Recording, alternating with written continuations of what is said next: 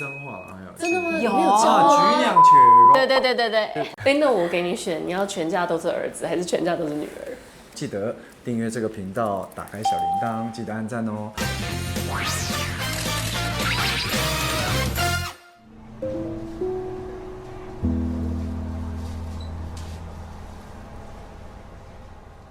其实电影《但愿人长久》算是导演的半自传，对不对？对。那里面有湖南话，所以湖南话、广东话，当然国语你也很流利，那你就更不用说了。你先前还学了印尼，对不对？没有，之前是学那个台湾语。 Ini anak menyantam aku tahu. Ya buah. 主要是因为可能不同的类型，可能就会遇到不一样的角色，就学。那这一次，其实《但愿人长久》是在前年分副都，其实是算是接连拍摄的一部片，所以那时候在副都学手语玩的时候，其实私底下我们都开始在默默的、偷偷的学湖南话。 因为导演他自己是湖南人，只有他会讲湖南话。那本身跟他原生家庭有关嘛，他爸爸也是湖南人，所以其实我们其他的5个女孩演员啊，其实他们都要去学湖南话。所以我觉得他们其他的人的语言天分其实高过于我。可能小孩学语言比较快。对，比如说大家如果有机会去看《但愿人长久》，我们的小小女主角。 他就是自学，他有他自己罗马拼音的方式，学得非常的流利，我觉得。如果现在要你现场讲2句话，但愿人长久怎么用湖南话？哇，好像没有教过。对，但愿人长久湖南话怎么说？但愿人长久，我都讲了有点。但愿人长久。但愿人长久。那你还记得任何一句湖南话吗？通常都是彰化先的。没学彰化，还有真的吗？有没有教举两球。对。可是刚刚你提到说这2部片，前脚《复都青年》，然后后脚《但愿人长久》，这情绪都超重的耶！你一口气拍那么多角色非常的沉重的电影，对吴慷仁本人会不会压得喘不过气来？本身是因为太喜欢这个剧本，那时候是真的2部都很不想错过。那我真的觉得能够拍到这部片实在是太幸运了。 那你从40岁演到60岁，因为其实他一开始电影的设定年龄跟你现在时间差不多，但是你却有这么大的小孩，你有办法去感受他的人生吗？所以在前期作业的时候，其实不断的跟很多工作人员聊他的父亲，因为我自己本身跟父亲在相处上可能时间不是那么长，所以我没有经历过父亲年老之后。虽然我父亲在那时候刚收到剧本之后就走了。 所以那时候不断的去问导演，比如说他如何去跟他父亲的相处，就从他们的身上去试着理解，再加上我自己常拍摄前都一直在香港的一些街头，不断的走路，真的不断的走路，而且重点不是在中环啊、上环的那些热闹的区域，而是跑到他，比如我们叫深水埗，那边就比较能够看到另外一面的香港，可能会有一些瘾君子。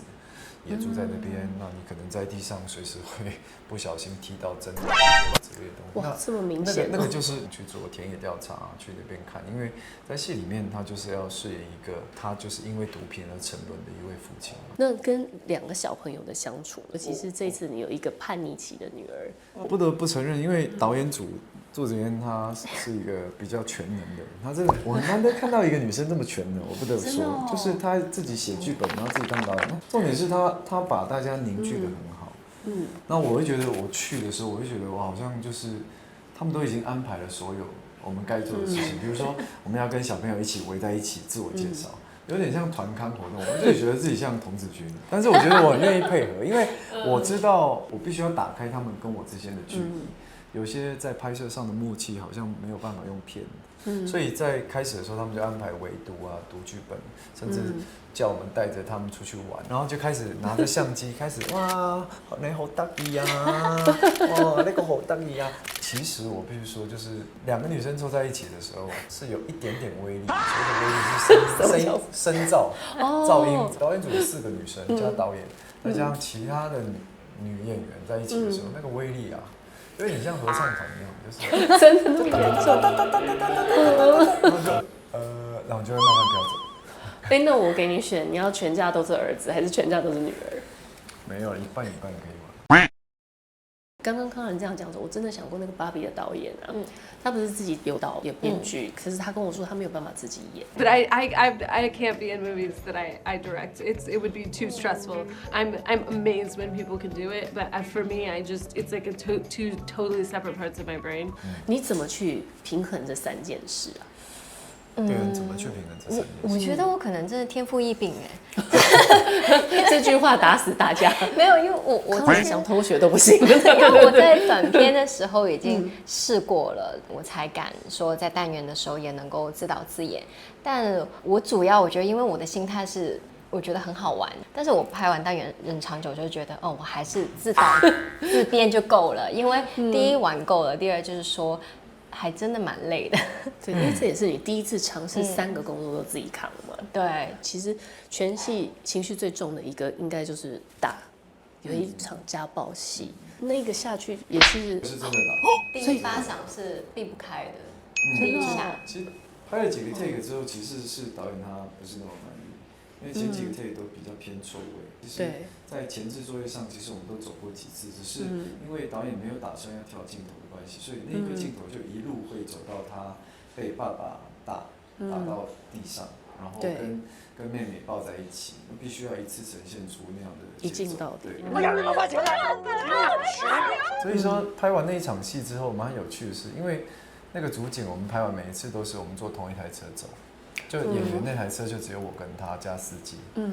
那一场以往其他的戏都哈哈哈，因为他本身的个性是一个哈哈哈的一个人，很疯、乐观、很开心。那天拍完那场戏以后，我们在车上一句话都没说，然后回去也传了简讯跟他说不好意思，对不对？那心疼你这样。那康仁现在已经演过好多爆瘦的角色，你以后会不会想要接一个爆肥的角色？是已经演过了，演过爆肥了。超过20公斤了，我应该是不会再让自己没有必要这样呈现了。只是一个尝试啊，并不是什么哗众取宠的一个，只是希望离自己的角色近一点。因为你们在香港拍摄，应该也会有一些趣事，你们觉得印象最深刻。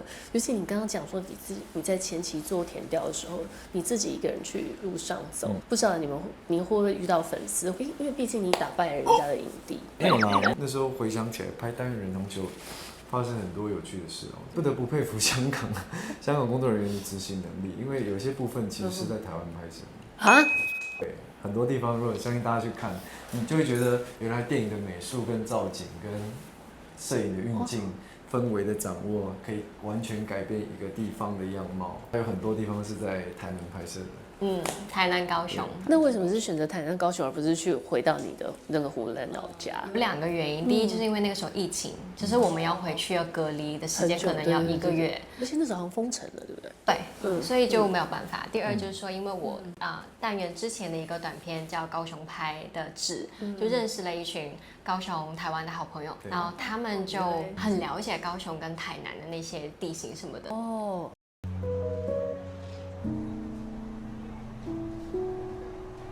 Hello， 好选择的朋友，大家好，我是单元人长久的演员吴康仁。大家好，我是单元人长久的导演祝子嫣，以及编剧以及演员。